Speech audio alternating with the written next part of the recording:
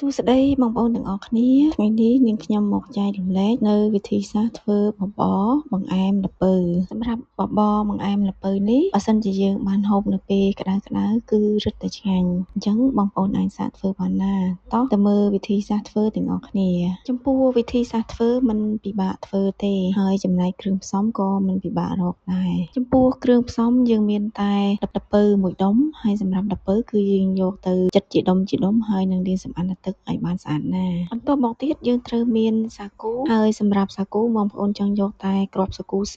ឬក៏លាយជាមួយនឹងសាគូវែងក៏បានដែរហើយចំពោះសាគូគឺយើងត្រូវយកទៅត្រាំទឹកហើយនឹងលាងសម្អាតឲ្យបានស្អាតណាបន្ទាប់មកទៀតយើងត្រូវមានខ្ទិះដូងសម្រាប់ខ្ទិះដូងគឺនឹងខ្ញុំប្រើកន្លះគីឡូហើយនឹងស្ករសចំនួនកន្លះគីឡូយើងយកខ្ទិះចុងចាក់ទៅក្នុងឆ្នាំងរបស់យើងបន្ទាប់មកគឺយើងយកទឹកយើងធម្មតាហ្នឹងគឺចាក់ថែមចូលបន្តិចទៀតដើម្បីឲ្យទឹកយើងហ្នឹងគឺរាងច្រើនបន្តិចទៅតាមបរិមាណល្ពៅរបស់យើងបន្ទាប់មកគឺយើងយកទឹករបស់យើងហ្នឹងគឺទៅដាក់ដាំឲ្យពុះសិនបន្ទាប់មកទៀតគឺយើងថែមអំបិលចូលបន្តិចបន្ទាប់មកគឺយើងដាក់ល្ពៅរបស់យើងចូលគឺយើងដាក់ចូលរហូតដល់អស់ល្ពៅរបស់យើងចំពោះល្ពៅបើសិនជាបងប្អូនចង់ឆាប់ឆ្អិនពេលយើងកាត់ជាដុំហ្នឹងគឺយើងរៀងតូចបានហើយបន្ទាប់មកទៀតគឺយើងបន្តរំងាស់ល្ពៅរបស់យើងហ្នឹងគឺធ្វើម៉េចឲ្យល្ពៅរបស់យើងហ្នឹងគឺបានផុយសិនពេលល្ពៅរបស់យើងជិតផុយហើយបន្ទាប់មកទៀតគឺយើងចាប់ផ្ដើមដាក់គ្រាប់សាគូរបស់យើងចូល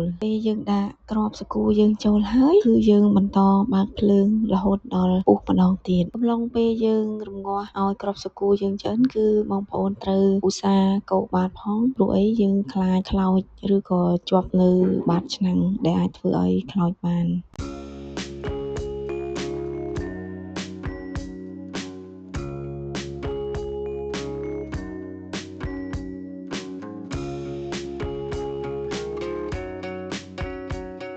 ជាចុងក្រោយគឺយើងដាក់នៅស្កររបស់យើងចូលហើយចំពោះបរិមាណស្ករគឺបងប្អូនអាចលៃលកទៅតាមចំណង់ចំណូលចិត្តរបស់បងប្អូនបានបើបងប្អូនចូលចិត្តផ្អែមខ្លាំងអាចដាក់ឲ្យច្រើនបន្តិចទៅតែសម្រាប់នាងខ្ញុំគឺចូលចិត្តផ្អែមល្មមមិនសូវជាខ្លាំងពេកអញ្ចឹងគឺ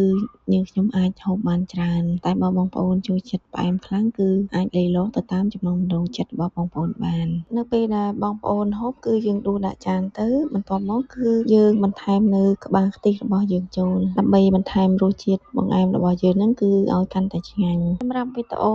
បបរបង្អែមល្ពៅរបស់យើងហ្នឹងគឺបានដល់ទីបញ្ចប់ហើយជាចុងក្រោយក៏សូមអរគុណដល់បងប្អូនដែលបានទស្សនាវីដេអូនេះរហូតដល់ចប់